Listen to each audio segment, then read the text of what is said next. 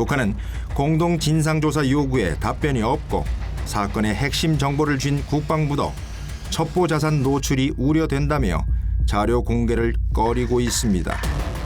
때문에 현재 진행 중인 국정감사에서도 공방이 이어지는 상황입니다. 만약 정말 이제 정부 당국이 이 사안을 해결할 의지가 있다라고 하면은 영상 정보라든가 사진 정보를 제한된 사람에 한해서는 좀 공개하는 게 좋지 않을까라는 생각을 갖게 합니다. 미국 같은 경우에도 중요한 사안에 있어서 비공개로 청문회를 진행한다든가 아니면은 그야말로 뭔가 보안 서약을 한 사람들만 한해서 특히 국회의원들에게만 한해서 청문회를 진행하는 경우도 있거든요. 이번 사건을 명확히 밝히기 위해선 정부의 의지가 무엇보다 중요하다는 게 전문가들의 공통된 의견입니다. 향후 이제 북측에 책임을 묻거나 진상조사에 대해서 끈을 계속 가지고 있을 수 있는 그 기록을 계속 가지고 있다는 거, 이제 그게 중요한 거고, 끝까지 좀 책임을 물겠다라고 하는 게 우리 정부가 좀 가져야 될 자세가 아닌가 싶어요. 재발 방지를 위해 남북 대화 협력의 기조를 이어가야 한다는 시각도 있습니다. 현 단계 가장 중요한 것은 남북 연락 채널뿐만 아니고 남북 대화의 복원입니다. 이걸 통해 가지고 뭔가 남북 대화를 함으로 해가지고 이번 사건이 정말 국민들의 의구심을 풀어주면서 재발 방지까지 나아간다면 이것은 남북관계에서 기회로 나아갈 수 있고.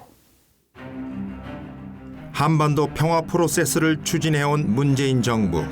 남북 정상회담에 이어 9.19 군사 합의까지 성사시켰지만 이번 사건으로 그 합의도 퇴색됐습니다. 통상적으로 저기에서의 용어는 이제 군사적인 관점에서의 적대 행위라고 저희들은 해석을 하고 있었는데 포괄적으로 크게 보면 적어도 적대 행위라고 볼 수도 있는 것입니다. 결국 문 대통령의 대북 구상도 타격을 입게 됐습니다. 북한이 남북 관계가 바라보는 북한의 생각은 뭐냐? 자꾸 평화를 가지고 나오는 정부는 싫다는 거예요. 왜냐? 북한이라는 체제를 계속 결집시키고 이거 뭉치게 자꾸 해야 되는데 너네가 자꾸 평화 하니까 그걸 혼란이 자꾸 이렇게 하는 거예요. 북한이 체제 유지와 내부 결집을 위해 도발을 반복할 거란 예측도 나옵니다. 이번 사건도 그 연장선상에 있다는 분석입니다.